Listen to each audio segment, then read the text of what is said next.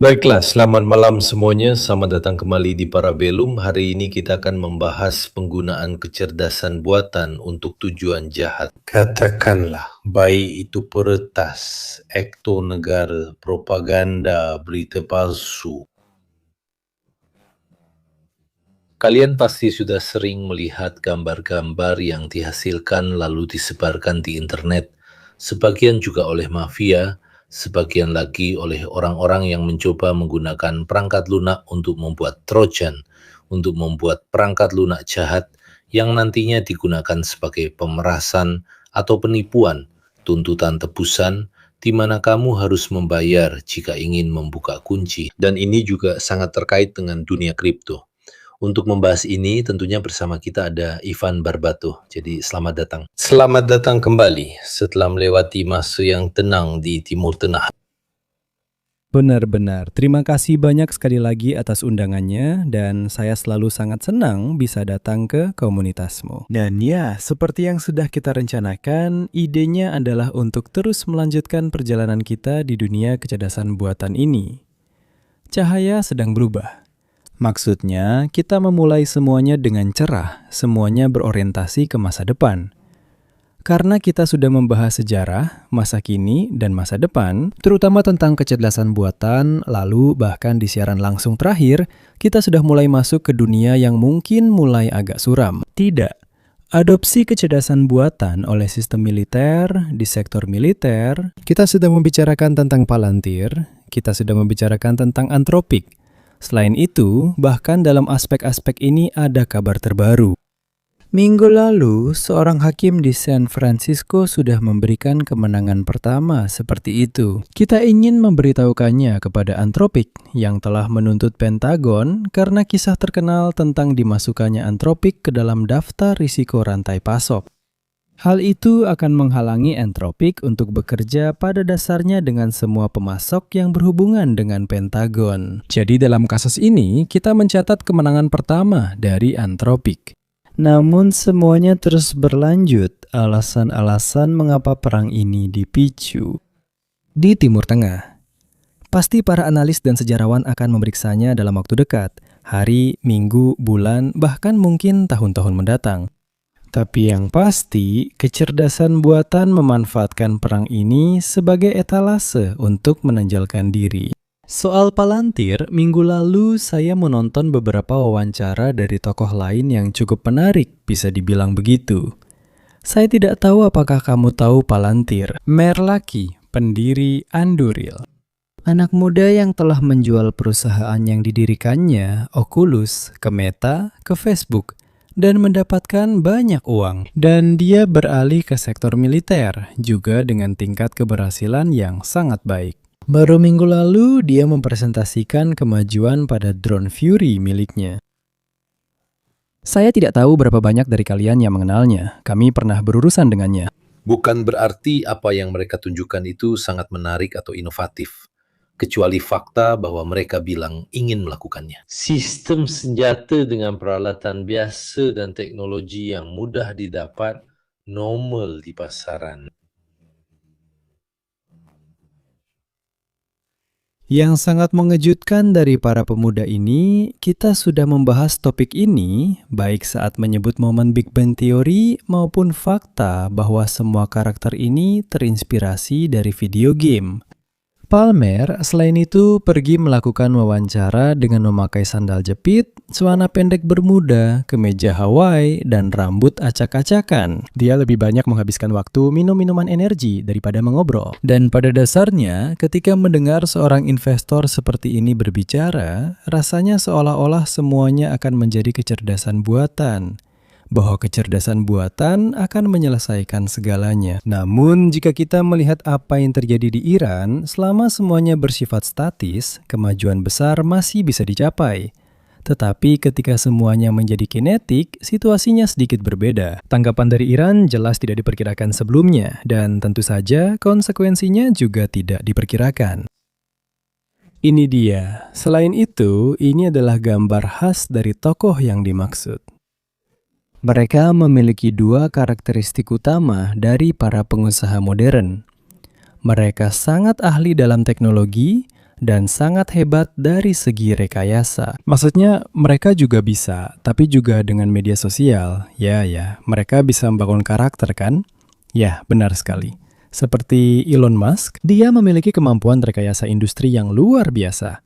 Maksud saya, jika kita perhatikan misalnya bagaimana Elon Musk berhasil mengejar ketertinggalannya terhadap OpenAI atau perusahaan-perusahaan lainnya, itu sungguh luar biasa. Dia dalam 67 bulan telah membangun perusahaan-perusahaan seperti Gigafactory, kalau begitu dia juga melakukan hal yang sama dengan Andorin. Dia membangun pabrik, industri modular, dan bersiap menjadi salah satu pemasok terbesar untuk Pentagon. Namun, seperti yang kita katakan tadi, ini adalah penjelasan yang sedang kita bahas. Kita telah berpindah dari area yang benar-benar terang ke area yang agak abu-abu jika kita mau. Di mana semuanya sangat terkait dengan propaganda, seringkali dengan beberapa fakta, namun tidak selalu didukung bukti. Dan ide yang kami miliki bersama Mirko hari ini adalah berpindah ke area itu, yang jelas-jelas merupakan area bayangan, bahkan mungkin benar-benar gelap. Karena seperti yang telah kita lihat dalam perubahan dari statis ke kinetik dalam Perang Iran, tidak selalu para pelaku yang kita tempatkan di sisi gelap kekuatan bereaksi seperti yang telah diperkirakan. Dan seringkali mereka juga mengorganisir diri dengan cukup sukses dalam menggunakan teknologi-teknologi ini. Nah, hari ini kita akan mulai obrolan yang akan dibagi menjadi 4 bagian. Kira-kira kalau kita ingin membaginya seperti itu. Jadi, kita akan lebih banyak mengamati apa yang dilakukan oleh para pelaku, tepatnya dari sisi gelap kekuatan, dan apa yang mereka wakili. Peringatan dan bahaya bagi negara-negara. Mungkin kita persempit menjadi negara-negara NATO, yaitu Eropa dan Amerika Serikat. Jadi, kita akan melakukan perjalanan yang semakin terfokus pada masalah-masalah kita saat ini dan di masa depan. Kita mulai seperti yang sedang diperlihatkan oleh Mirko. Kali ini saya sedikit mengubah pendekatan, jadi saya memilih cara yang lebih grafis, hampir seperti halaman website. Jadi, mari kita mulai dengan mengamati bagaimana penggunaan kecerdasan buatan dalam 3 hal menurut saya, dan secara umum teknologi modern dalam apa yang bisa kita sebut sebagai konflik asimetris. Semua konflik saat ini adalah konflik asimetris. Tahun 2022, Februari 2022, kita mulai melihat apa yang terjadi dalam konflik antara Rusia dan Ukraina. Dan semakin sering kita menyaksikan terjadinya konflik. Ketika kita menyebut kata konflik, itu mencakup baik bentrokan fisik di tingkat militer maupun dari sudut pandang perkembangan yang sebenarnya. Kita sedang mengamati seluruh dunia kecerdasan buatan dengan membaginya menjadi 2 kelompok besar, Amerika Serikat dan Tiongkok. Inilah pertempuran yang sebenarnya, dengan kita sebagai orang Eropa, sebagai pengamat atau pengguna teknologi-teknologi ini. Nah, tepat sekali ketika kita mulai mengamati topik ini dalam konteks konflik asimetris. Mirko, kalau kamu mau turun sedikit lebih ke bawah, supaya kita juga bisa menunjukkan bagian lainnya, mulai dari penyebaran, integrasi, hingga penggunaan, terutama yang bersifat dwiguna. Dari teknologi-teknologi ini pada gilirannya masing-masing. Jadi, ketika kita mengamati dunia, perlahan-lahan kita sedang bergerak menuju sebuah dunia yang mungkin di bagian akhir pembicaraan kita akan kita identifikasi secara eksplisit sebagai terorisme, kejahatan siber, jadi kejahatan terorganisir melalui teknologi, bahkan perang siber. Dan kita akan memberikan sebuah contoh. Salah satu kejahatan terorganisir klasik yang semakin bergerak menuju organisasi yang hampir cerdas, hampir dengan memanfaatkan semua platform ini. Sama seperti kita, warga biasa, telah kita pahami, organisasi-organisasi ini juga hanya sebatas menjadi pengguna atau super pengguna dari teknologi-teknologi ini. Jadi kita tidak menemukan mereka dalam penelitian dan pengembangan, melainkan dalam pemanfaatannya. Seringkali sangat imajinatif dan sering merupakan pemanfaatan teknologi yang tidak pernah diperkirakan oleh penciptanya. Tadi, di belakang panggung, kami berbicara dengan Mirko. Maksud saya, Telegram misalnya, adalah mekanisme komunikasi yang luar biasa, tapi seringkali juga digunakan secara sangat kreatif oleh para penjahat. dan masih banyak lagi yang lainnya. Meskipun terdengar aneh, platform-platform penyebaran yang sangat besar ini lebih banyak digunakan untuk propaganda, bukan untuk komunikasi antar organisasi seperti yang akan kita lihat nanti. Jadi, sebenarnya apa yang mereka lakukan?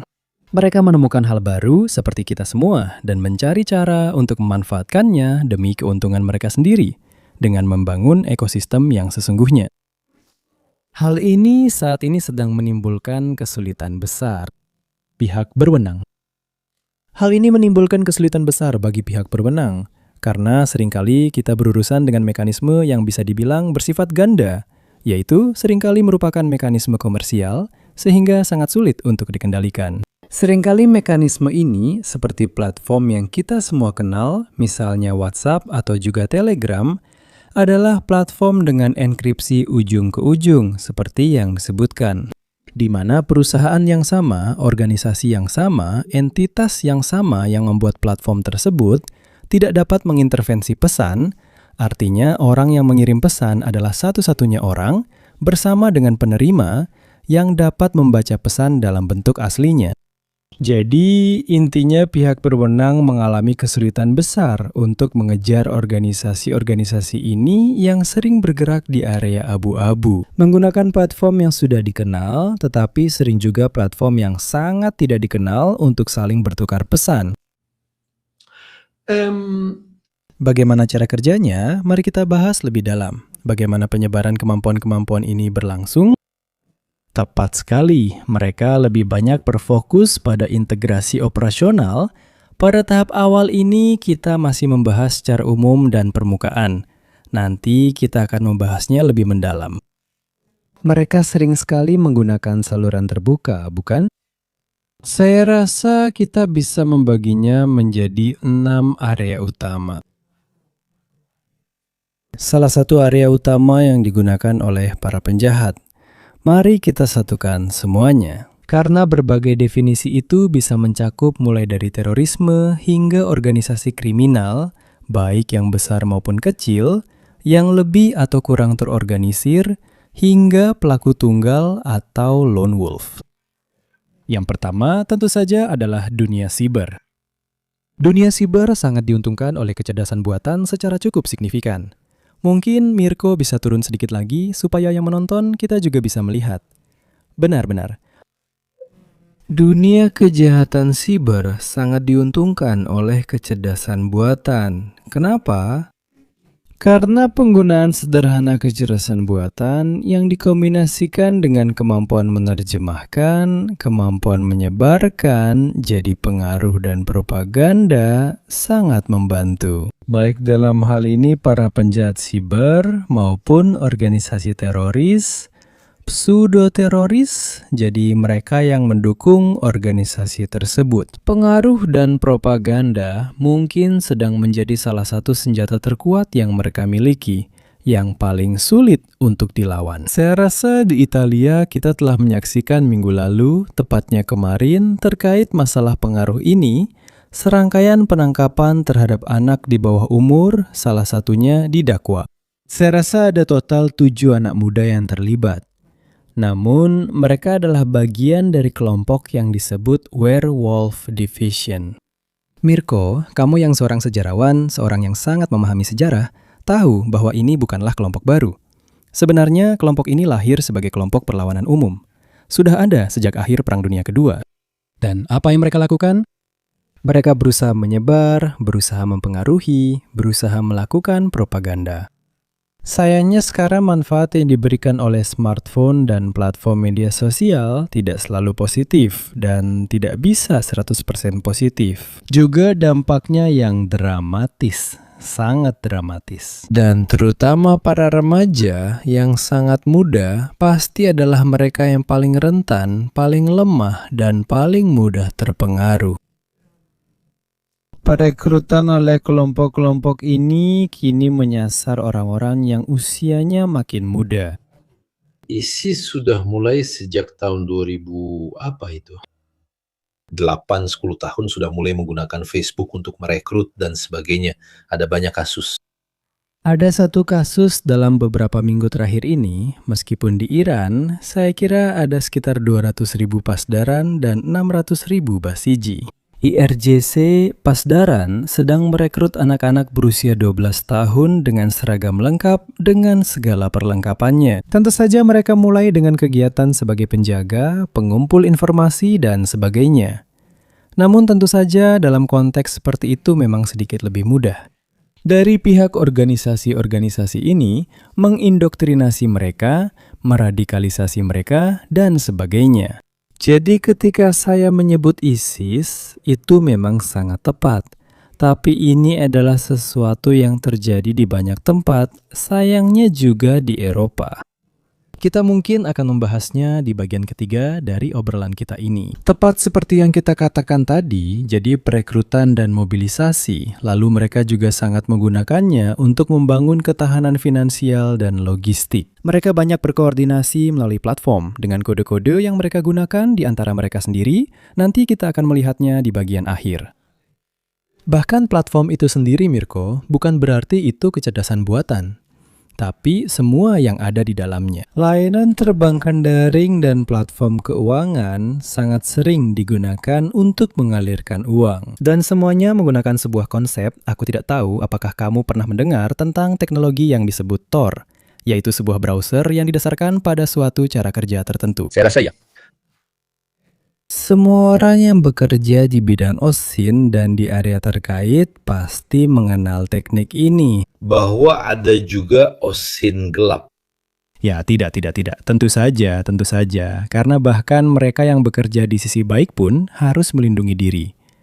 Jadi mereka menggunakan sistem berlapis seperti bawang. Onion memang seperti itu. Perlindungannya semakin berlapis. Itu juga simbol dari browser Tor. Memang seperti itu. Jadi, dengan membangun serangkaian proksi semacam satelit, perlindungan atau penyamarannya jadi semakin berlapis. Sampai pada titik di mana bagi pihak berwenang menjadi mustahil untuk mengetahui dari server mana. Mungkin itu seseorang yang tinggal di sebelah, dekat, atau terasa seperti sedang menulis dari Singapura atau dari tempat lain. Ada Silk Road, ya. Ya. Karena aku tahu bahwa Silk Road adalah sebuah forum di mana kamu bisa membeli dari seorang pembunuh bayaran sekantong ganja atau pistol yang dikirimkan dalam keadaan terpisah. Dan kemudian pada dasarnya pemiliknya tertangkap. Sekarang kalau tidak salah FBI sudah memenjarakannya selama beberapa tahun. Tapi kemudian muncul beberapa varian lainnya. Ada juga varian Italia yang kalau tidak salah namanya Forum Cipolla. Lalu muncul lagi subvarian lainnya dan seterusnya. Itu semua benar sekali. Selain itu, kalau kamu mau dan komunitasmu juga mau, di kesempatan berikutnya kita bisa membahas para aktor negara, kita buat sedikit penjelasan, dunia siber itu terbagi menjadi dua kategori besar. Mereka yang bekerja di dunia hacker terbagi. Ketika kamu bekerja untuk sebuah perusahaan konvensional, tim-timnya terbagi menjadi tim merah dan tim biru. Tim biru adalah para pembela, tim merah adalah mereka yang melakukan pengujian untuk menyerang, untuk menguji sistem. Lalu, dunia hacker secara umum dibagi menjadi kategori white hat, grey hat, dan black hat. Topi putih adalah para hacker etis dan topi hitam adalah para penjahat. Dan topi abu-abu adalah mereka yang kadang-kadang bergerak di sekitar batas antara baik dan buruk. Lalu sangat berat. Yang teologis kan, yang mungkin entahlah seperti sandworm Rusia, yang mungkin tidak akan melakukan apa-apa terhadap sesama Rusia, tapi melakukannya terhadap orang Ukraina. Ada juga yang meretas call center India dan benar-benar membongkarnya di YouTube. Itu cukup terkenal kan? Maksudnya apakah itu etis? Ya, karena dia tidak mengambil uang, tapi secara teknis dia melakukan kejahatan lain di negara lain terhadap seseorang yang juga melakukan kejahatan di negara lain. Dan kemudian juga harus dikatakan bahwa seringkali kata hacker digunakan dengan cara yang salah. Dalam arti, tentu saja. Game dihack, bukan, itu adalah cracker, mereka yang membobol dan meretas. Lalu ada lamer, yang juga merupakan istilah merendahkan untuk mengatakan kamu itu lamer. Sebenarnya, lamer itu adalah orang yang sok jadi hacker, tapi sebenarnya bukan. Ya. Memang mereka yang menggunakan program turunan. Saya bicara tentang hal-hal lama. tahun 90-an seperti Back Orifice, hal-hal seperti itu. Jadi kita benar-benar harus membuat episode ini karena Mirko telah memperkenalkan sesuatu yang sangat menarik. Karena secara umum memang mereka yang bekerja di dunia siber, jangan kita sebut hacker, terbagi menjadi aktor negara. Jadi, negara-negara yang saling berperang satu sama lain, melakukan perang siber satu sama lain, serta ada kelompok ideologis seperti Anonymous. Seringkali mereka mencoba membantu orang, dan ada juga kelompok kriminal. Di dunia para peretas negara dan kriminal, telah tercipta semacam sistem waralaba sungguhan. Nanti akan kita tunjukkan di masa depan. Lalu, apa yang mereka lakukan? Mereka menulis panduan yang benar-benar lengkap, bahkan memberikan pelatihan dan menjelaskan bagaimana cara melakukan semuanya. Kenapa begitu? Pertama-tama, permukaan yang bisa diserang itu sangat luas, yaitu web. Jadi tidak semua orang bisa melakukannya secara bersamaan. Pada saat mereka membuat waralaba, mereka menjelaskan kepada anak-anak muda atau orang India, Vietnam, atau Kamboja bagaimana cara melakukan serangan ini. Mereka mengambil persentase antara 15 hingga 20% dari pendapatan. Tapi dengan cara ini, apa yang mereka lakukan? Mereka mencegah orang lain menyerang target tersebut atau target lainnya. Ini disebut pengalihan risiko. Tepat sekali. Jadi, ketika anak muda yang masih pemula melakukan sesuatu yang salah, lalu ketika polisi datang mengetuk pintu rumah, anak muda itulah yang menanggung akibatnya, bukan kelompoknya. Jadi nanti kita juga akan tunjukkan bagaimana mereka melakukannya, bagaimana mereka berbicara, jenis obrolan yang terjadi. Ini pertanyaan yang menarik. Seberapa umum perang siber itu? Tidak pernah dibicarakan tentang jenis serangan apapun. Itu adalah perang yang tak terlihat. Kasus-kasus itu baru terungkap ketika mereka menyerang rumah sakit, ketika mereka menyerang jaringan listrik, dan negara tidak memberitahukannya. Tapi setiap saat selalu ada perang, bahkan yang terjadi karena alasan yang tidak masuk akal. Gamer yang marah pada developer lalu melakukan DDoS ke server game sampai mereka membatalkan patch, membuka blokir akun atau hal-hal semacam itu. Ada banyak perang yang baru diketahui ketika diceritakan. Ya, seringkali negara-negara juga melakukannya di tingkat militer. Bukan berarti FBI akan datang dan bilang, lihat kemarin yang ini diretas, itu urusan internal. Lalu mereka mengetahuinya.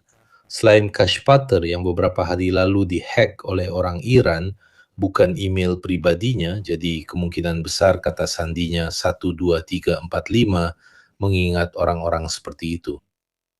Dalam 90% kasus kata sandinya memakai tanggal lahirmu. Sebuah permainan kecil yang bisa kamu lakukan jika ingin mengetahui kata sandi Facebook seseorang. Kamu tanya nama gadis ibunya, tanggal lahirnya, nama hewan peliharaan favoritnya. Ini adalah 3 dari 5 pertanyaan pemulihan. Tentu saja. Tapi pertanyaan yang diajukan oleh pengguna kamu itu terlalu bagus, harus dijawab.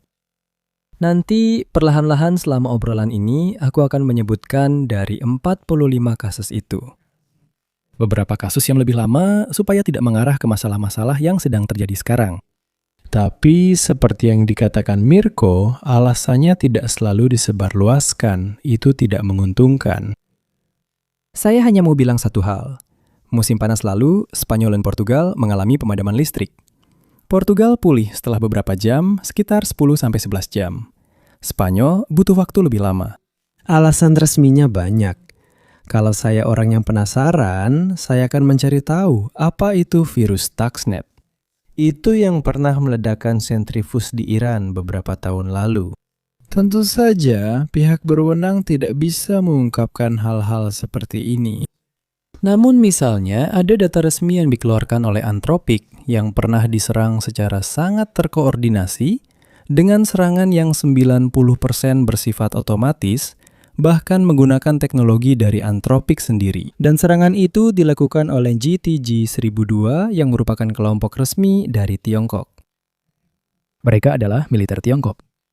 Oh, misalnya Mirko tadi menyebut Patel. Andala telah melakukan banyak serangan akhir-akhir ini. Mereka adalah orang Iran. Andala adalah kelompok asal Iran. Ini memberi kita kesempatan untuk terus membicarakan tentang area abu-abu. Karena seringkali seperti yang tadi disebutkan Mirko, saya ingin mengerjai developernya dan sebagainya. Dunia itu juga sangat bergantung pada reputasi. Jadi, jika saya berhasil membuat orang sangat takut, ketika saya benar-benar menyerang seseorang yang tidak tahu cara membela diri, saya bisa benar-benar membuatnya sangat ketakutan. Jadi, Anda melakukan serangan-serangan besar. Tidak selalu serangannya sekuat dan sesukses yang mereka katakan. Kemungkinan besar, kasus Patel misalnya adalah kasus di mana mereka meretas ponsel seseorang yang telah memotretnya. Itu bukan ponsel milik Patel. Ponsel milik FBI tidak bisa diretas semudah itu. Namun Anda misalnya, beberapa minggu yang lalu melakukan serangan yang sangat besar terhadap Stryker. Stryker adalah penyedia perangkat medis. Di Amerika, serangannya benar-benar sangat besar. Dia memblokirnya. Dia memblokirnya dan menyebabkan banyak kerusakan. Dia menghancurkan banyak hal. Jadi kelompok-kelompok ini kuat, mereka didukung dan menjadi semakin kuat juga karena di sini kita menyisipkan satu catatan penting. Berbeda dengan kecerdasan buatan mutakhir yang melibatkan orang-orang sangat pintar, laboratorium besar, investasi besar, ini adalah dunia di mana karena kecerdasan telah tersebar cukup merata di seluruh dunia, sekelompok 45 orang dengan teknologi yang untuk kecerdasan buatan sudah usang, namun mereka berhasil memanfaatkan kerentanan sistem. Berhasil beroperasi dan kuat di seluruh dunia. Ngomong-ngomong, saya rasa berita ini memang baru keluar hari ini, jadi saya bisa menyampaikannya. Di Libya juga mereka sedang mengorganisir. Mas Tri sedang mengorganisir pasukan untuk membangun perang siber. Korea Utara tetap fokus pada topik ini. Korea Utara menghasilkan sekitar 1.000 juta dolar per tahun dari ransomware, uang tebusan, dan pemerasan. Quindi, insomma, Nanti saat kita lanjutkan, saya akan membahas Lazarus, yaitu kelompok dari Korea Utara. Benar sekali Mirko, mari kita lihat matriksnya. Dari 1 sampai 5, tentu saja 5 adalah tingkat bahaya tertinggi. Saya telah membagi teknologi dan fungsinya beserta area tempat teknologi dan fungsi itu berada. Jadi, misalnya, di bidang sistem yang dibantu oleh kecerdasan buatan, para penjahat, organisasi teroris, atau pseudo-teroris dapat melakukan propaganda dan perekrutan jauh lebih mudah dibandingkan sebelumnya. Propaganda adalah topik yang penting, masih ada di sana. Karena misalnya, terutama di dunia kontra-terorisme, sangat sulit bagi pihak berwenang untuk mengaitkan perilaku dengan tuduhan yang kuat, dengan bukti. Karena propaganda adalah sesuatu yang bergerak dengan cara yang cukup. Tidak linier, oke? Jadi, misalnya, mereka bisa membuat video jauh lebih mudah, mengirimkan dalam berbagai bahasa, dan terutama sekarang, hal itu mulai menjadi lebih canggih. Kesalahan itu memang disengaja. Kamu ingat Mirko, si Man in Black kan? Setelah Roswell, CIA mengirim orang-orang ke rumah mereka yang mengaku pernah melihat penampakan. Orang-orang yang berpakaian seperti John Belushi kan? Seperti Blues Brothers. Sebisa mungkin teatrikal, dengan mobil-mobil persis seperti di film Man in Black. Kenapa? Karena dengan cara seperti itu, ketika orang-orang menceritakan ini adalah film-film tahun 50-an ini adalah operasi pengaruh pertama, ketika orang-orang menceritakan apa yang terjadi, mereka dianggap gila. Ada orang datang ke rumah saya berpakaian serba hitam dengan kacamata Ray-Ban. Maksudnya, apa yang kamu ceritakan? Dan hal yang sama juga dilakukan oleh pelaku propaganda ini, yaitu mereka sengaja memasukkan beberapa hal, beberapa kesalahan. Kenapa? Karena kalau semuanya terlalu sempurna, itu justru menimbulkan terlalu banyak rasa penasaran. Misalnya, di bidang yang begitu sipil, komersial bukan? Sampai beberapa waktu lalu, telah diciptakan sebuah avatar yang sepenuhnya berbasis kecerdasan buatan. Seorang gadis cantik bernama Alana, berdarah Hispanik, seorang influencer yang telah mencapai jutaan pengikut. Ya, juga di GigaChad. Ya, tentu saja ya. Ketika para pengikut itu dengan Rahang besar khas yang sering terlihat, seharusnya itu adalah model Turki, saya lupa apa, sebenarnya itu hanya karangan. Itu adalah gabungan dari beberapa model yang dilebih-lebihkan dan sebagainya. Ya, itu adalah aksi. Baru minggu lalu, saya lupa namanya, tapi ada sebuah akun di mana ada seorang gadis cantik yang merupakan tentara Amerika. Dia mengunggah foto bersama Trump. Dengan Melania, dalam segala situasi jelas sangat patriotik, sangat cantik, impian Amerika. Tapi ternyata itu hanya sebuah avatar sepenuhnya. Namun ketika itu terjadi, para pengguna jadi marah dan berhenti melihatnya. Tapi ketika ada kekurangannya, semuanya memang disengaja, karena mereka ingin menormalkan. Kamu ingat video tentang serangan itu, Pentagon antara Tom Cruise? Benar, hebat sekali, terima kasih. Terima kasih, Jessica Foster. Video yang dibuat oleh Pentagon segera setelah serangan di Iran ala Tom Cruise dan sebagainya. Tujuannya apa? Untuk menormalkan. Untuk membuat semuanya seolah-olah seperti sebuah permainan, jadi semua terasa jauh. Mendekhumanisasi semuanya. Jadi sekarang ketika kamu melihat serangan drone, kamu fokus pada keberhasilan serangannya. Oke, kamu fokus pada serangan drone daripada pada konsekuensinya. Oke? Lalu jadi model bahasa besar, apa yang mereka lakukan? Mereka membantu lagi. Propaganda, perekrutan. Operasi siber sekarang menjadi sangat kuat. Dengan penipuan, dengan perubahan bahasa, dengan phishing, semakin canggih, semakin sulit. Ya, Sudah tidak ada lagi pangeran Nigeria seperti dulu yang mengirimimu email. Tulisannya dulu sangat buruk, sekarang mereka jauh lebih pintar. Saya bilang ini berdasarkan pengalaman sebagai YouTuber. Saya menerima banyak sekali email dari orang-orang yang mengaku sebagai YouTube, Facebook, orang-orang yang bilang ada masalah hak cipta dengan video kamu bro, klik link ini, dan hal-hal seperti itu.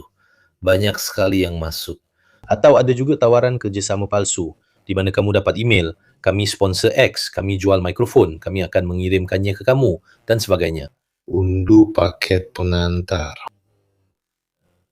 Kamu pergi tentu saja melakukan pemindaian online dan tentu saja trollgram. tentu saja. Ini disebut one click, tapi sekarang kita sudah sampai pada titik di mana ada zero click. Hari ini kita sedang dalam suasana mengungkapkan sesuatu. Banyak dari kalian mungkin sudah pernah mendengarnya. Misalnya, beberapa tahun yang lalu sudah ada sebuah perangkat lunak bernama Pegasus. Perangkat lunak asal Israel. Telepon Jeff Bezos terinfeksi oleh sebuah foto yang dikirimkan oleh Mohammed bin Salman atau MBS, Raja Arab Saudi. Nanti akan kami tunjukkan di episode. Bagaimana caranya? Kami akan tunjukkan di episode 6. Ini mengingatkan saya bahwa sekarang sedang beredar di WhatsApp kan? Iya. Ini membuat saya tertawa karena ketika saya menerima sebuah chat, itu pernah terjadi dari Profesor Breccia yang saya sapa, muncul gambar seperti, tolong, vote putri saya. Bravissimo. Itu sangat banyak beredar. Yang Pegasus itu lebih licik, lebih rumit, karena itu menggunakan zero click. Kamu tidak bisa melakukan apa-apa, bahkan jika kamu tidak mengkliknya dan tidak membukanya. Nanti akan kami tunjukkan saat kami membuat acaranya, bagaimana caranya. Mari kita lihat beberapa kasus, kita masih dalam gambaran global. Mari kita lihat beberapa kasus, sekarang kasus-kasus di Timur Tengah, di Asia, di Afrika, lebih bawah lagi di slide yang sedang kamu tunjukkan ini. Jadi Timur Tengah sudah disebutkan oleh Mirko, ISIS, Hizbullah. Selain itu, dalam dunia propaganda, pertimbangan ini perlu disampaikan. Mirko mau tunjukkan foto di mana ada Hamad, Bachar, dan Zahir Birawi, foto di panggung itu.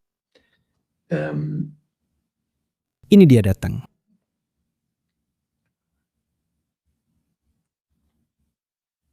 Baiklah, sementara itu saya akan menjelaskannya. Propaganda seringkali juga menggunakan orang-orang yang tidak menyadarinya. Jadi misalnya dalam penipuan yang tadi kita jelaskan, nah itu dia, Mirko memperbesarnya. Pria dengan kertas di tengah memakai jas abu-abu itu Ahmad Bara. Dan di dekat bendera merah itu ada Zahir Brahimi. Itu adalah Menteri Luar Negeri Hamas. Di Inggris, mereka berdua Jean Reno setelah rehabilitasi. I due Kita sangat mengenal mereka bahkan tanpa menyadarinya di Eropa. Keduanya adalah pemilik beberapa kapal dalam armada kecil itu. Mereka yang pergi untuk membagikan bahan makanan lalu ditangkap oleh Israel dan sebagainya.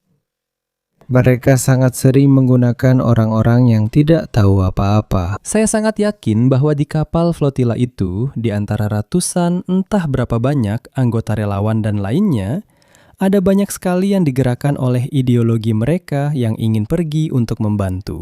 Nah, organisasi-organisasi seperti ini sering memanfaatkan niat baik orang-orang. Mereka berlindung di balik slogan seperti perjuangan untuk hak-hak kami, perjuangan untuk rakyat yang tertindas, dan sebagainya. Dan seringkali mereka melakukan kampanye untuk mencari dana, membiayai, dan mendukung hal-hal yang berkaitan, mulai dari kejahatan terorganisir hingga terorisme. Kembali ke topik kita, ini hanya sebagai selingan saja. Kembali ke contoh kita. Sebagai contoh, ada kasus di Asia Selatan, di mana, terutama di Kamboja, sedang terjadi di perbatasan antara Tiongkok dan Kamboja. Kejahatan terorganisir Tiongkok telah membangun scam center sungguhan. Mereka mengambil banyak lisensi yang dulunya untuk kasino agar bisa beroperasi secara seolah-olah legal. Lalu di dalamnya mereka memiliki para budak yang bekerja untuk melakukan penipuan, jadi untuk melakukan scam. Jadi untuk saat ini, Karena ketika kamu sampai di sana, pada dasarnya mereka mengambil paspormu jadi kamu terjebak di sana. Orang-orang Saudi juga melakukan hal itu loh. Ketika mereka mengadakan Piala Dunia dan sebagainya, kemudian terungkap dalam skandal ketenagakerjaan. Selain dari kondisi di mana mereka mengambil pasport para pekerja dan lain-lain, mereka tidak bisa pulang sampai pekerjaannya selesai. Jadi itu adalah teknik yang sudah dikenal, dulu juga terjadi di India, di Pakistan. Sekarang saya sudah pindah. Ya, dari segi ini, untuk saat ini kita masih agak beruntung karena ada hambatan bahasa. Jadi mereka terutama melakukan penipuan terhadap sesama warga Vietnam, Tiongkok, dan sebagainya di Amerika Serikat. Di Eropa, yang terjadi adalah seperti yang dijelaskan oleh Mirko, yaitu one click.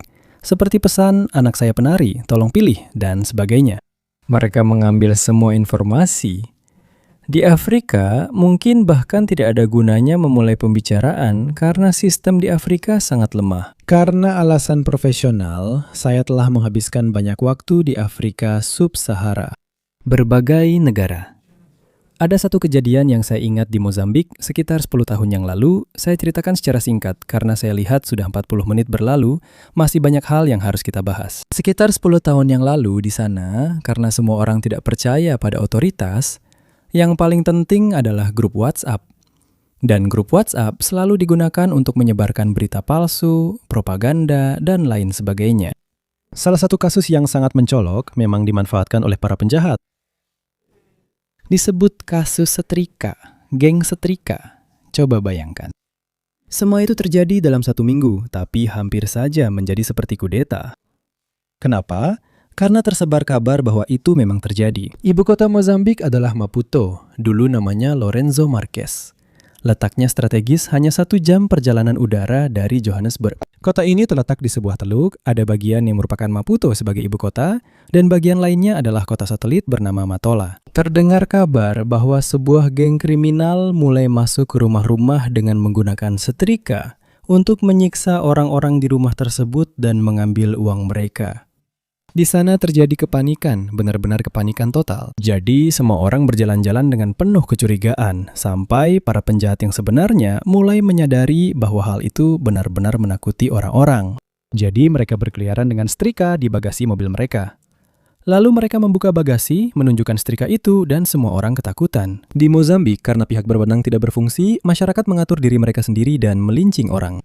Jadi ada orang yang meninggal karena mereka salah paham, orang-orang yang mungkin sedang melakukan urusan mereka sendiri karena mereka salah paham. Semua ini didasarkan pada berita palsu yang dalam 1 minggu sudah berkembang seperti kudeta. Supaya kalian paham betapa mudahnya Di Afrika ada lagi yang menyatakan bahwa presiden telah meninggal dan sudah digantikan. Itu juga Lalu mereka tidak percaya bahwa yang kembali itu adalah yang asli. Ya. Kita juga pernah melihat hal seperti ini di Italia sebelum ada kecerdasan buatan, pada masa Uno Bianca. Jeng Uno Bianca, semua orang melihatnya secara langsung. Bayangkan berapa banyak Uno Bianca yang berkeliling di Italia. Semua orang melihat para bandit Uno Bianca. Mungkin karena seseorang meninggalkannya terparkir di sebuah gang, itu mereka. Dan kita kembali ke konsepnya. Dan disitulah paradoksnya kan, masukku Ivan, seperti yang kamu katakan. Kenapa para anggota Uno Bianca menggunakan mobil Uno putih? Karena jumlahnya sangat banyak. Tepat sekali. Tepat sekali. Dan itu memberikan banyak sekali peringatan palsu. Jadi perlahan-lahan kita sampai pada poin yang tadi kita bicarakan. Apakah kesalahan itu disengaja atau karena terus-menerus tidak percaya? Saat ini, misalnya, mereka yang membuat berita palsu sudah tidak melakukannya lagi. Misalnya, penipuan lain yang sedang tren sekarang, seperti kita bisa mengubah wajah dengan kecerdasan buatan secara real time, bahkan meniru suara, tapi belum sempurna. Jadi kalau saya mencari kesempurnaan, saya langsung ketahuan. Saat ini, karena banyak perusahaan sekarang sudah menghilangkan rapat, lewat Zoom, lewat Google Team, Meet, dan sebagainya. Karena pernah ada kasus di mana seseorang berhasil menyusup dengan berpura-pura menjadi CEO menggunakan koneksi yang buruk, supaya kekurangan kecerdasan buatan tidak terlihat. Ada seorang aktor, penjahat di balik itu, yang berpura-pura menjadi CEO. Dan ya, karena tidak ada gambar yang jelas, orang tidak bisa membedakan mana yang asli dan mana yang palsu. Jadi, Ini adalah yang sebenarnya. Saya terhubung di mobil, saya keluar dari bandara saat itu malam. Jadi bagus sekali. Mari kita lanjutkan. Sekarang yang ini kita anggap selesai dan kita lanjutkan dengan yang lain, yang tentang kejahatan terorganisir. Penggunaan kecerdasan buatan oleh kelompok teroris. Di sini saya telah membaginya menjadi 3 area utama. Kalau mau, kita lanjut ke bagian ketiga di mana kita akan menyebutkan keberadaan, tepatnya dari apa yang mungkin ada di Amerika Serikat. Nanti kita bahas lebih rinci. Mereka tidak terlalu khawatir, setidaknya untuk saat ini, tentang terorisme yang berlatar belakang Islam. Mereka lebih fokus pada terorisme dalam negeri. Kita di Eropa mungkin lebih rentan terhadap potensi, sambil mengetuk kayu, besi, apapun yang ada, baja, terhadap potensi yang terkait dengan terorisme Islam yang semakin menjadi perhatian karena kelompok radikal kejahatan terorganisir. Jadi kita di bagian kedua ini akan menuju pembagian menjadi 3 bagian. Jadi Ikhwanul Muslimin yang pasti merupakan sebuah potensi, namun kita belum memiliki banyak bukti tentang itu. Karena nanti Mirko akan menunjukkannya. Seperti yang sudah dikatakan sebelumnya, mereka sering bergerak melalui kedok yang tampak etis dan legal, berbasis kesukarelawanan dan perjuangan hak-hak. Semua hal yang sangat menarik perhatian di Eropa. Kecerdasan buatan, nanti akan kami tunjukkan sebentar lagi, kecerdasan buatan, di mana kecerdasan buatan membantu kelompok-kelompok ini. Questi gruppi. Tepat sekali, seperti yang sudah dikatakan dalam propaganda dalam organisasi logistik penyebaran. Tujuan dari obrolan kita hari ini adalah menuju satu titik akhir di mana kita membahas tentang bagaimana mereka berkomunikasi, oke? Jadi tidak semua orang, mungkin, kita telah melihat bahwa bentuk komunikasi mereka seringkali menggunakan simbol dan seringkali dilakukan untuk menghindar. Jadi kelompok yang berbahaya, serius, dan terorganisir tidak selalu bergerak di platform penyebaran massal karena mereka akan mulai dipantau. Jadi mereka tidak mengekspresikan diri dan tidak berbicara dengan kode di platform-platform ini karena akan mudah ditemukan. Seringkali mereka membuat forum yang sesuai dengan konsep Onion. Ketika ditemukan oleh pihak berwenang, langsung diblokir, dan mereka dengan cepat berpindah ke forum lain. Mari kita masuk ke matriks, ayo, supaya kita bisa sedikit mempercepat. Benar. Ya, kita memang sedang membicarakan sektor-sektor di mana mereka beroperasi. Ini semua adalah data yang sudah saya berikan kepada kalian. Lalu Mirko, kalau kamu mau membagikan 2 presentasi ini ke komunitas. Semuanya dilengkapi dengan sumber, referensi, dan semuanya berasal dari lembaga negara seperti FBI, NSA, CIA, di Eropa ada Europol, Interpol, dan sebagainya. Mereka sangat fokus pada penyebaran konten. Seringkali di beberapa forum lain, ketika kita berbicara misalnya tentang Timur Tengah, ada kesepakatan umum. Misalnya dalam kasus konflik Israel-Palestina, Hamas sangat unggul dalam perang propaganda. Tidak ada persaingan. Israel bahkan tidak lagi berusaha untuk melawan propaganda itu. Katakanlah karena propagandanya begitu luar biasa, begitu unggul sehingga sekarang ini adalah pertempuran yang sudah kalah bagi mereka. Apakah ini karena, terutama di Eropa, propaganda itu berhasil mempengaruhi? Karena di Eropa ada banyak. Orang Eropa sangat cenderung memperjuangkan hak-hak, membela yang lemah, menentang penyalahgunaan kekuasaan oleh yang kuat, oleh para pembuli yang sedang berkuasa.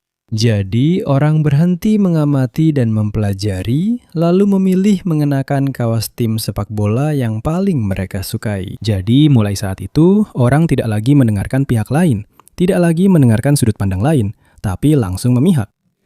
Jadi dalam hal ini, kecerdasan buatan sangat membantu propaganda. Dan kemudian, orang-orang yang kompeten.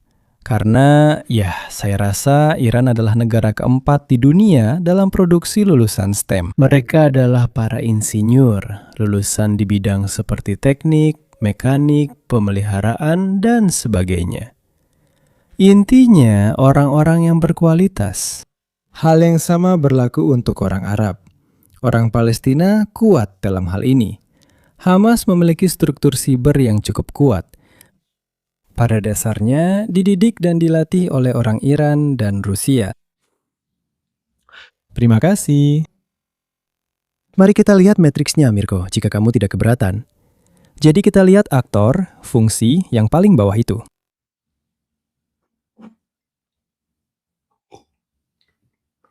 Mungkin lebih ke bawah lagi.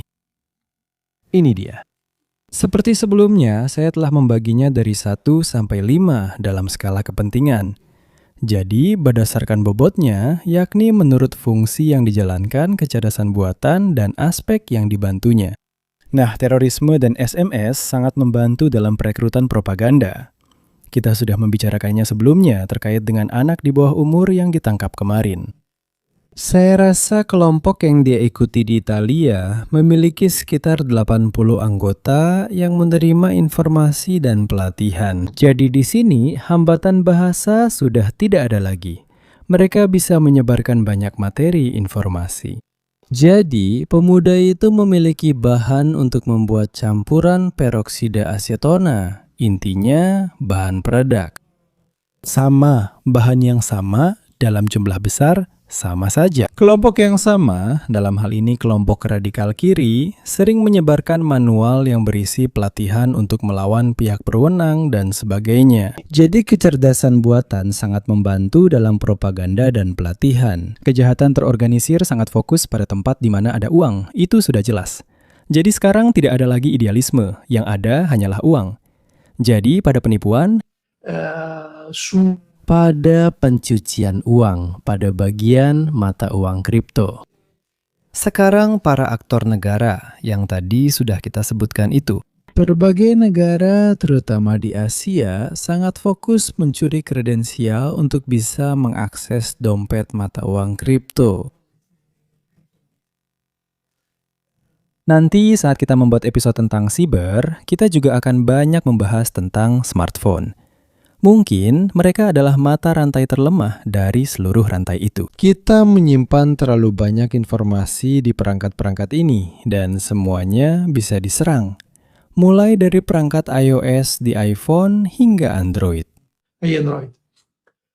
Aktor-aktor negara yang tadi baru saja kita sebutkan lebih cenderung ke arah pengaruh hibrida. seperti yang kita bicarakan sebelumnya.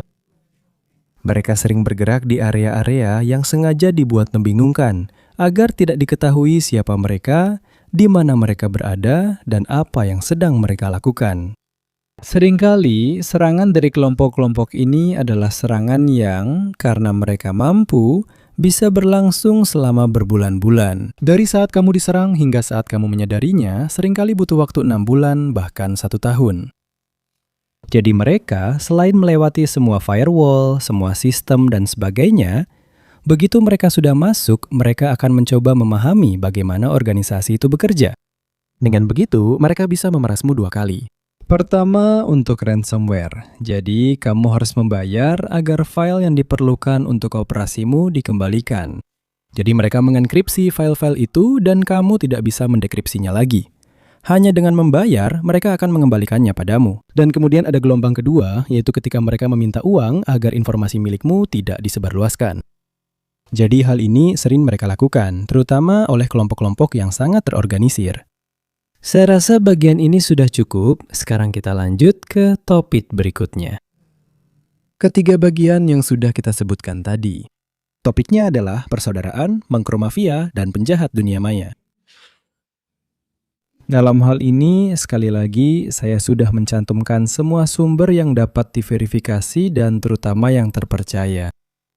Di antara ketiga bidang tersebut, yang paling sulit untuk dibuktikan dasarnya adalah Ikhwanul Muslimin. Karena seperti yang sudah saya katakan, pertama-tama otoritas, Mirko, lalu bagian ini saat saya berbicara, tampilkan 2 dokumen resmi dari Dinas Intelijen Prancis dan yang Amerika. Bukan, yang satunya. Itu, yang ditur, yang satunya lagi. Ini dia. Ini adalah Frère Musulman, kebijakan Ikhwanul Muslimin. Ini adalah dokumen yang tidak terlalu baru, dari tahun 24 dari Dinas Intelijen Prancis.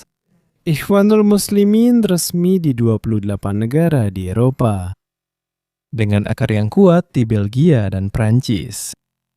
Di Prancis, mereka hari ini tidak akan kami tunjukkan, tetapi mereka juga memiliki anggota dewan lokal, seringkali terpilih, yang berasal dari partai-partai resmi yang terkait dengan Ikhwanul Muslimin.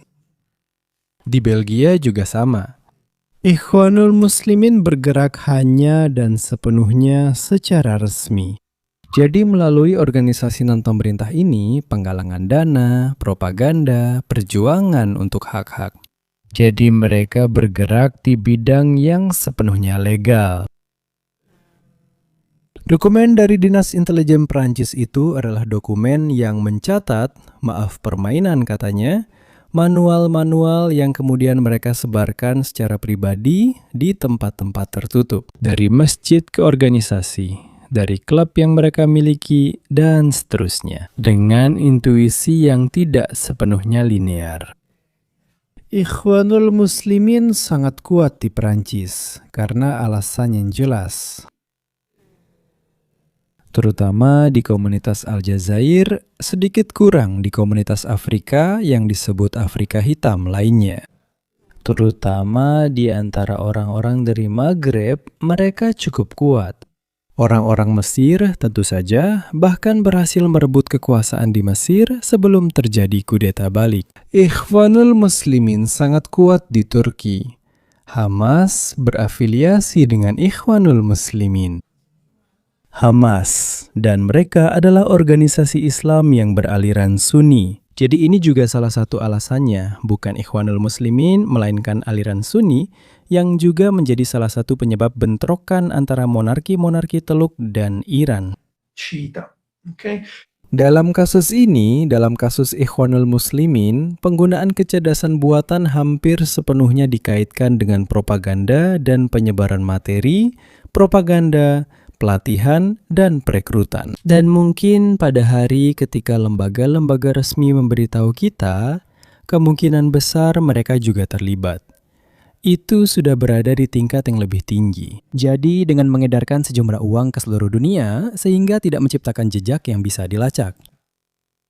Organisasi kedua yang mengingatkan kita bahwa itu bukan sebuah kesalahan, Mokromafia, dengan 2F.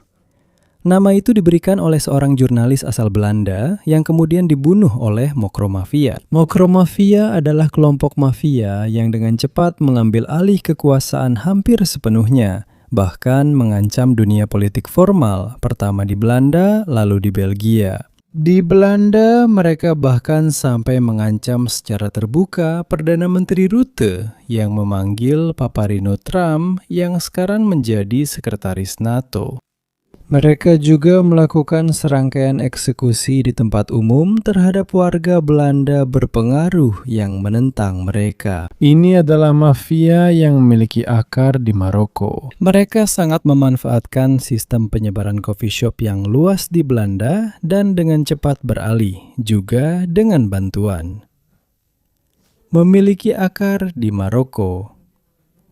Ini adalah mafia yang berakar di Maroko, pengembangan, platform, dan sebagainya. Mereka dengan cepat mengambil alih kendali pelabuhan Rotterdam dan dengan demikian menguasai impor narkoba sintetis seperti opiat, kokain, antara lain dari pelabuhan Rotterdam.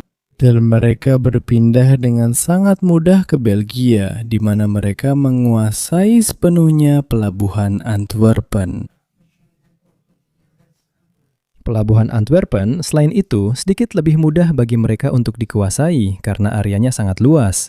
Jika saya tidak salah, sekitar 135 km persegi pelabuhan yang benar-benar tidak dapat dikendalikan oleh pihak berwenang. Tidak terkendali.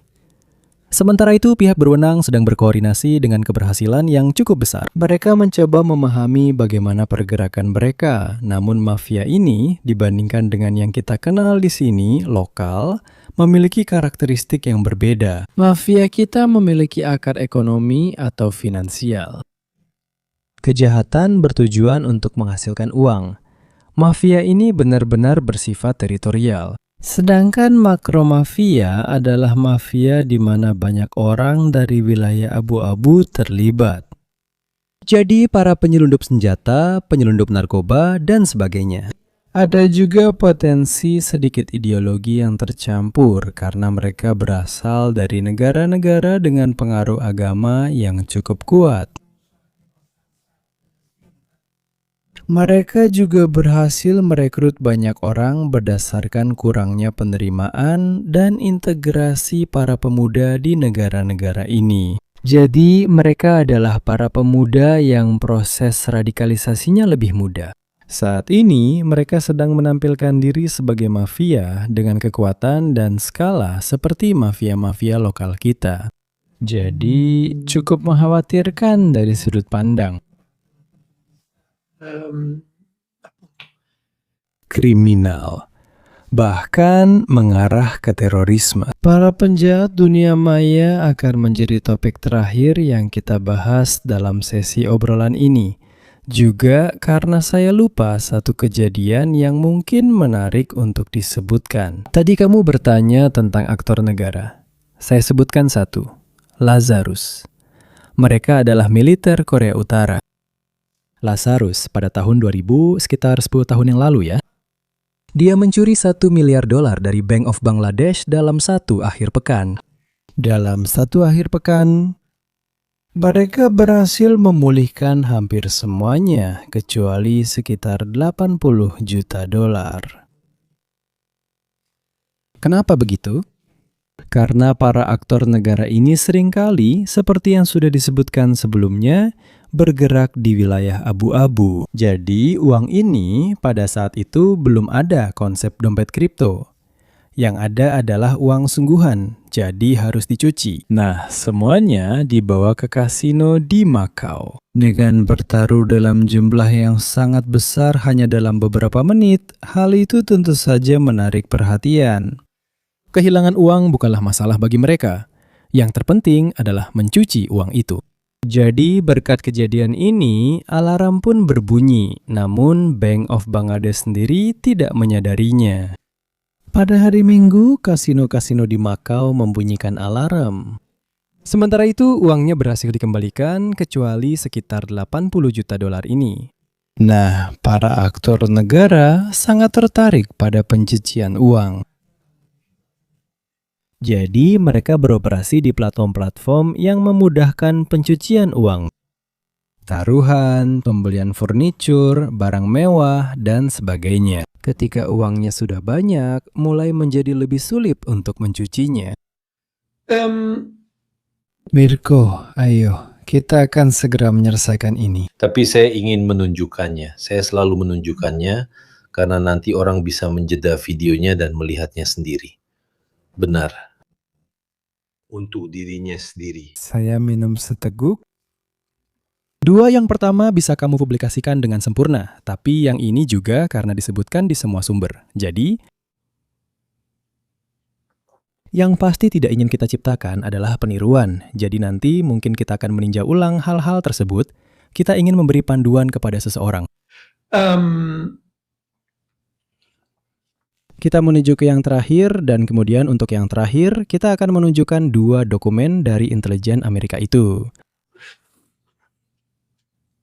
Kita lupa menyebutnya, yaitu The Tour itu. Saya akan jelaskan dengan cepat dalam 2 detik. Itu juga bisa kita masukkan sebagai sumber resmi, sumber terbuka. Orang Amerika saat ini takut dengan hal ini. Judulnya sangat jelas. Saya ingin tertawa, tapi sebenarnya tidak ada yang lucu. Kenapa teroris tidak menyerang jembatan dan terowongan lorong-lorong? Menurut laporan resmi ini, saya ulangi, hanya karena tempat-tempat itu sangat diawasi, sangat dijaga. Akan sulit untuk mengatur, akan memakan waktu terlalu lama, biaya, dan investasi yang tinggi untuk bisa menyiapkan semuanya. Orang-orang Amerika lebih khawatir tentang terorisme dalam negeri, oke? Sementara kita orang Eropa mungkin akan menjadi lebih khawatir terhadap 2 jenis tanda peringatan. Terorisme yang tidak selalu terkait dengan terorisme yang terlihat di awal tahun 2000-an, tetapi tindakan yang bertujuan untuk mendestabilisasi. Jadi mungkin lebih banyak infrastruktur kritis, lebih banyak seperti yang kita katakan sebelumnya terkait dengan energi, utilitas, dan lain sebagainya.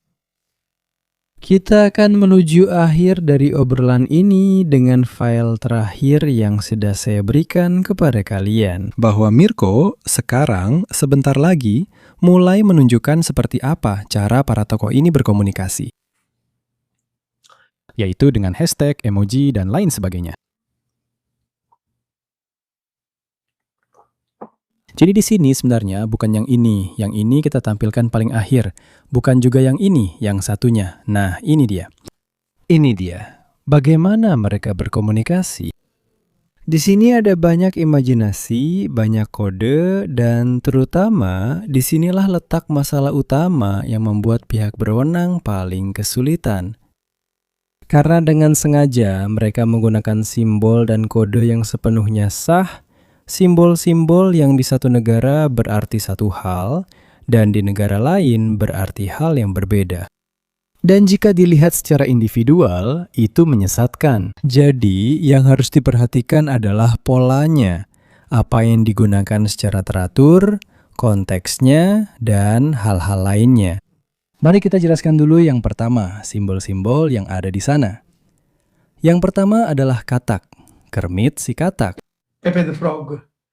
Ini sangat sering digunakan, terutama di Amerika Serikat oleh kelompok-kelompok ekstremis. Mereka sering mengidentifikasi diri seperti yang kita bicarakan sebelumnya tentang Bear Wolf Division. Dengan sengaja mereka mengidentifikasi diri sebagai para pecundang. Maksudnya mereka yang dikucilkan oleh semua orang. Saya satu-satunya yang mengerti segalanya dan semua orang melawan saya. Saya adalah korban. Jadi Muppet itu lebih aneh. Yang paling culun. Jadi, saya menyebut diri saya culun karena Mereka belum pernah menonton Balas Dendam Para Kutu Buku 1 dan 2. benar-benar. Dan kemudian, jadi lagi-lagi peniruan. Jadi seringkali para remaja menggunakannya tanpa tahu apa yang mereka lakukan atau ingin menjadi seperti itu. Saya ingin menunjukkan bahwa saya seperti itu, tapi saya tidak tahu caranya. Ini menimbulkan serangkaian tanda peringatan juga di dalam kelompok-kelompok ini. Jadi mereka mengincar orang-orang yang berpotensi bisa direkrut. Seperti yang diingatkan oleh Winter, mereka hanya perlu pergi ke forum Incel dan di sana mereka akan menemukan banyak calon rekrutan. Tentu saja, itu juga sering terjadi di Twitter X. Seringkali mereka mengkodekan sedemikian rupa sehingga menggunakan platform-platform itu seperti Thumb. Maksudnya, ketika karakter influencer melihat serangkaian simbol, dia langsung me-retweet. Jadi, mereka membuat mekanisme retweet terus-menerus sehingga informasi ini, meskipun palsu, yang sudah diakui palsu, tetap menyebar luas. Saya akan mengutip sesuatu yang mungkin hanya kita para YouTuber dan beberapa penonton yang mengerti. Sebuah saran untuk Jubudrilo, forum orang jelek dan Rato di Fogna. Hati-hati karena orang-orang seperti itu sepertinya memang target dari hal-hal seperti ini. Iya. Hal yang sama juga berlaku untuk kelompok-kelompok ekstremis ini. 100%. Selain itu, ini sedang menciptakan bentuk komunikasi yang bersifat lintas kelompok. Karena mereka sering menggunakan dalam foto, dalam video, juga simbol-simbol yang dibuat oleh orang-orang. Saya tidak tahu berapa banyak dari kalian yang mengenal simbol ini. Ini adalah simbol supremasi yang tampak seperti tanda oke biasa. Tidak. Itu simbol serigala Turki. Tidak. Tidak, mereka juga melakukannya seperti itu kan?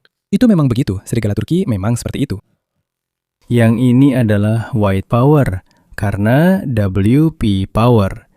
Bahkan Erdogan sendiri berbicara dengan simbol-simbol. Jika kalian punya waktu luang, ingin meluangkan waktu untuk mendalami hal ini, Erdogan juga sering melakukan hal ini.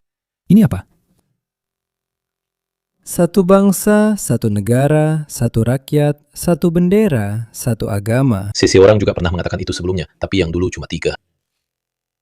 Tepat sekali. Dia membawa anak-anak. Bukan hanya itu ya, simbol 3, harimau-harimau Elkhan, dan sebagainya. Sekarang, seringkali untuk menyampaikan informasi dan pesan, Erdogan menggunakan simbol ini. Jadi, di antara Ikhwanul Muslimin dan para nasionalis, terutama yang Islamis, simbol ini sangat sering digunakan. Lalu bagaimana dengan simbol-simbol lainnya? 100, badut, pil yang cukup bagus. Ya, badut, kopi itu pada dasarnya juga bisa dibilang wilayah abu-abu. Kopi pada dasarnya berarti saya tidak peduli ketika kamu menggunakannya dalam kelompok tertentu. Itu bukan urusan saya. Itu bukan urusan saya, benar sekali. Ya, saya tidak ikut campur. Itu urusan yang tidak saya campuri. Oke. Begini saja. Tutup berkas ini dan buka yang itu. Tidak. Tidak tertarik. Tidak. Aku akan tunjukkan lebih banyak lagi. Ini dia. Aku akan tunjukkan lebih banyak lagi, karena orang Amerika juga telah menyebarkan panduan untuk para orang tua. Agar bisa memahami ya. Baiklah, tapi sementara itu aku akan melihat-lihat dulu, jadi kalau nanti kamu mau melihatnya, silahkan. Tepat sekali. Nanti kamu buka yang satunya lagi, yang one page itu, laporan intelijen Amerika. Yang itu sebenarnya, yang itu kita publikasikan saja, toh itu bukan milik kita. Tapi lihat, saya bilang ini sebagai mantan pengendara motor. 100. Poin. Bisa juga diartikan sebagai 100% dan sebagainya. Para pengendara motor menggunakan simbol sebaliknya, 1%er. Artinya, kami adalah bagian dari 1%, sedangkan yang lain adalah 99% sisanya. Mirko, semua orang. Misalnya aku, ada satu yang beberapa waktu lalu harus aku hentikan penggunaannya. Seringkali aku mengirimkan gambar hati kecil yang kemudian membesar.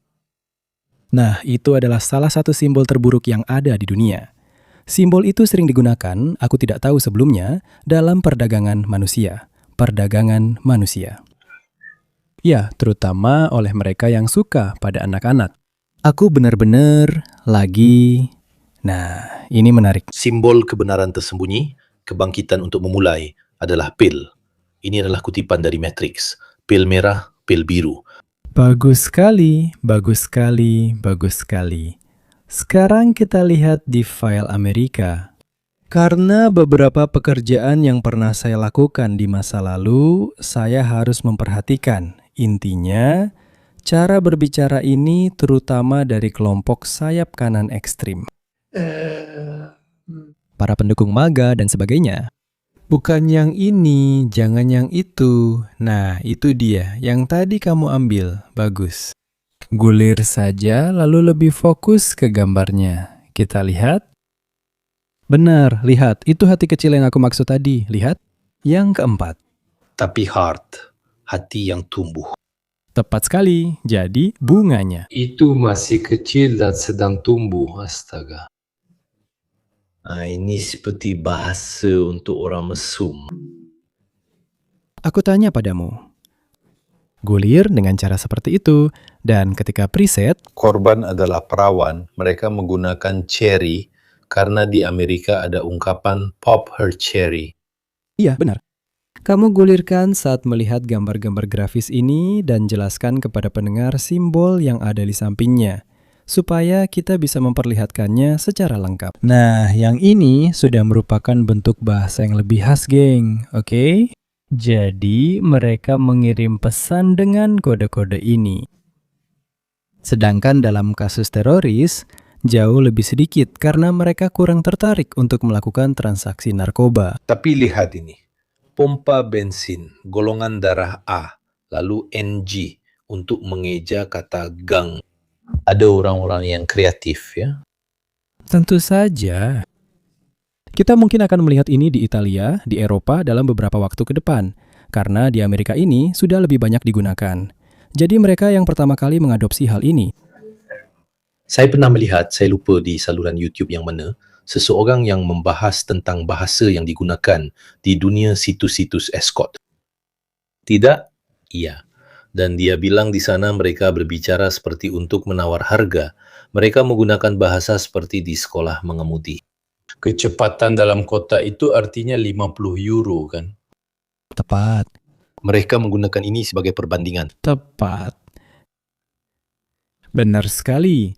Gulir ke bawah, ada tabel-tabel lain yang sangat menarik tentang kode-kode narkoba. Lalu kita lanjut ke bagian teroris. ecco, Ini dia. Ini yang saya temukan. Lalu ada fantasi, goat, goat, kambing. Terbaik sepanjang masa. Itu juga digunakan. Ya, sering untuk Messi, Cristiano Ronaldo, dan lain-lain. Tepat. Namun ketika ada penyebaran dan masuknya narkoba sintetis, itu dikaitkan dengan simbol tertentu dari narkoba dan kemudian ada kambing, resep yang paling berhasil. Lihat, ada juga satuan ukurannya, 1 pon. Ya, Itu sebuah tas ransel kecil. bola 8. Benar-benar. Berbagai pil, berbagai simbol yang nanti akan kita lihat mengidentifikasi mulai dari metamfetamin, pentanol, hingga kokain tentunya. Manusia salju. Nah, di sini bahkan kalau kamu lihat sedikit ke atas, itu adalah resep untuk membuatnya. Oke? Itu dari buku resepnya. ecco sì. Iya. Ya, lalu di bawahnya lagi. Nanti file ini saat kamu unggah, kita akan lihat. Ada juga hal-hal lain seperti segitiga terbalik untuk kelompok ekstremis antisemit dan sebagainya. Tapi ada beberapa yang memang benar-benar diperlukan. Ini dia.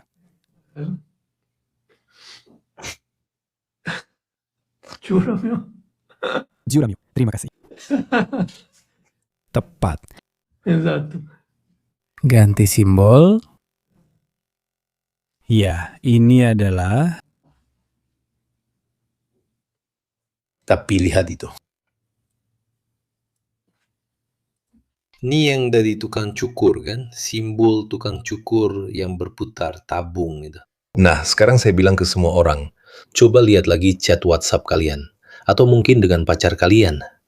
Dan lihatlah simbol-simbol kecil yang kalian gunakan. Ecco questo, sì. Kita harus hati-hati dengan yang ini. Kita harus hati-hati dengan yang ini. Yang sedang diperlihatkan oleh Mirko ini semacam panduan singkat untuk bagian yang lebih berkaitan dengan Islam, oke? Jadi di sini ada semua petunjuknya. Terima kasih. Mereka, nah ini penting. Transportasi itu penting. Yang itu, menyerang dirinya sendiri menurut saya itu benar. Kotaknya. Itu yang pertama, atau simbol lain seperti angka 4 yang sudah saya tunjukkan kepada kalian. Tawhid. Hanya ada satu kebenaran, kita. Ya, Iya. Misalnya yang terakhir ya. simbol-simbol ini, bukannya ada juga pistol terkenal itu. Karena pada suatu titik dia bikin keributan di X atau di Facebook. Saya tidak ingat kenapa mereka mengganti pistol. Dan ada si topeng yang bilang akan saya pasang lagi di Switch. Di situs-situs, semua orang fokus pada fakta bahwa itu adalah sebuah pistol. Kaum Puritan, bahkan ikon pistol pun tidak boleh digunakan. Mungkin memang karena itu digunakan dalam konteks seperti ini. Di sini lagi, semuanya harus selalu dilihat. Mirko, kamu sudah menggambarkan konteksnya dengan sempurna. Misalnya, ada juga simbol wanita atau pria yang itu sering kita gunakan. Simbol yang digunakan di lingkungan sayap kanan ekstrim memiliki makna yang berbeda. Kamu misalnya. Tadi baru saja diperlihatkan di atas ada Pepe the Frog yang menjelaskannya, tapi sebentar lagi, lebih lanjut, sedikit lagi. Sedikit lagi, ini dia kotak ketiga. Simbol kedua itu adalah simbol Ikhwanul Muslimin. Dua pedang yang bersilangan. Oke, jadi kalau kita mulai mencampurnya, tolong jangan lakukan itu. Jangan lakukan di rumah kalian. Di sini dilakukan oleh para profesional. Benar sekali, jadi semuanya harus dipelajari dulu. Saya sadar kalau penelitian ini dilakukan oleh orang tua, itu bisa menimbulkan kepanikan juga. Seperti biasa, tidak ada gunanya berkomunikasi, mengobrol, berdialog untuk memahami apa yang sedang terjadi. Ini adalah yang terakhir, setelah ini obrolan kita selesai. Ini baru dari tanggal 16 Maret, silakan. Ini sangat panjang. Nanti akan kami tampilkan, lalu kalian bisa membacanya sendiri. Tapi ada dua hal yang sangat mengkhawatirkan orang Amerika. Hanya dua. Yang pertama adalah perang di dunia maya. Space war, okay? Oke, mereka sangat khawatir. Kenapa? Karena semua yang terjadi di luar angkasa jadi dengan satelit-satelit. Rusia sendiri juga berusaha membangun semacam jaringan Starlink mereka sendiri. Orang Tiongkok tentu saja punya kemampuan yang jauh lebih besar. Orang Amerika sama sekali tidak mau kalah baik dalam perang luar angkasa maupun. Tapi yang paling penting, mereka ingin melindungi diri mereka sendiri. Dan ini berkaitan dengan alarm kedua bagi orang Amerika, memang terkait dengan serangan jenis hibrida. Hari ini ada sebuah artikel di Corriere. Sebenarnya, saya membagikannya dengan seorang sahabat dekat. Saya rasa Alexander Greenberg juga sedang menonton kita, yang nantinya akan muncul di kanal Mirko Alexander. Saya rasa di Timur Tengah, dia adalah orang yang paling memahami seluruh sistem Iran, orang yang luar biasa. Dia mungkin bisa berbicara 10 bahasa. Saya merasa malu ketika berbicara dengannya. Dia pernah menulis sebuah artikel.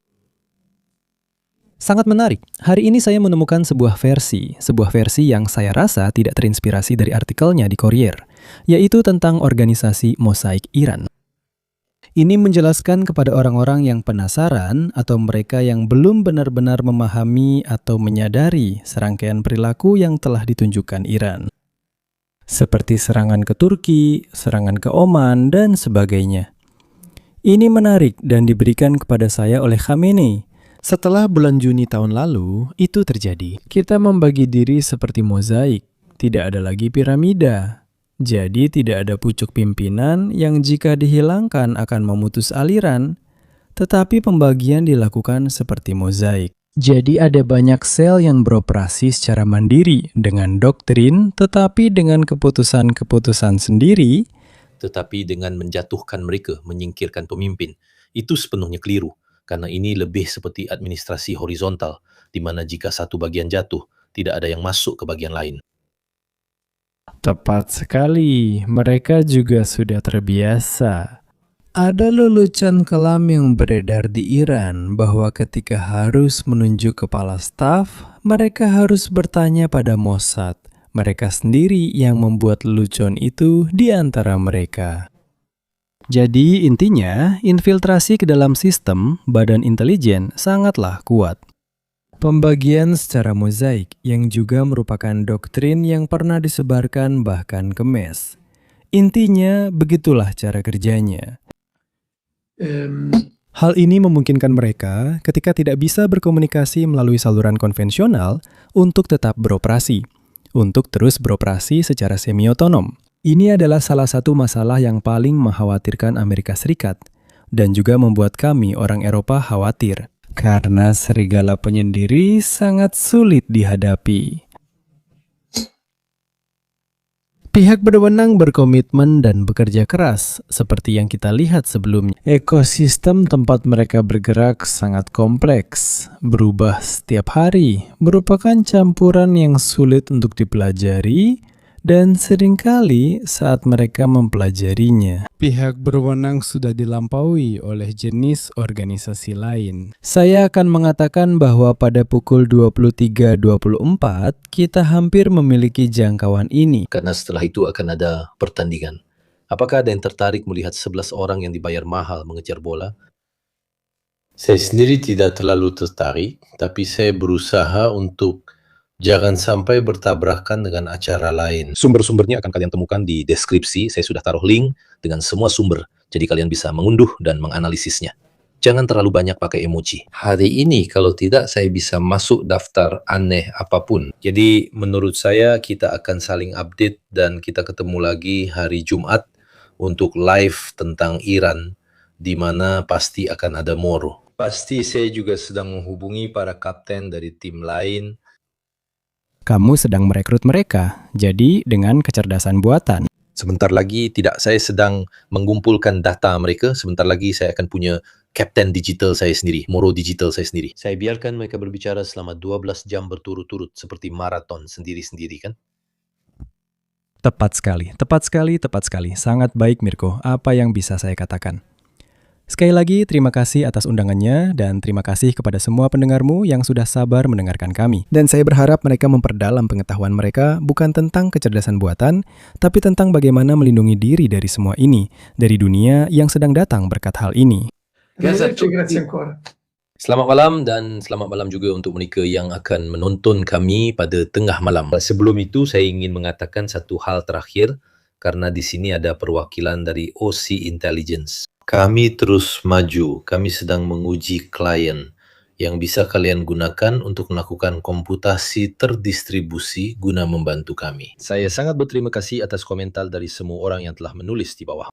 Dan saya akan membiarkan komputer tetap menyala dan saya akan membantu kalian dengan ide tentang klien ini. Seperti SETI untuk membantu kalian mengklasifikasikan sumber-sumber dan sebagainya. Dan juga semua email yang sudah kami terima dan yang sudah saya teruskan ke tim yang akan dievaluasi berdasarkan keahlian untuk mereka yang ingin membantu pada apa yang akan kami keluarkan yang berada di luar aplikasi, yang mengklasifikasikan dan sebagainya. Bagaimanapun melakukan pekerjaan bersama komunitas, baik itu cek fakta, debug maupun kontribusi. Perangkat keras dengan perangkat lunak ini yang memang tidak banyak menguras daya. 10%, 15% paling banyak ketika kalian tidak melakukan apa-apa. Karena memang melakukan klasifikasi seperti ini membutuhkan dana yang sangat besar. Sebaliknya, dengan mendistribusikannya seperti ini, kita bisa mendapatkan banyak hal dengan dukungan dari semua orang. Ya, saya suka apa yang dilakukan para penambang kripto seperti Hashminer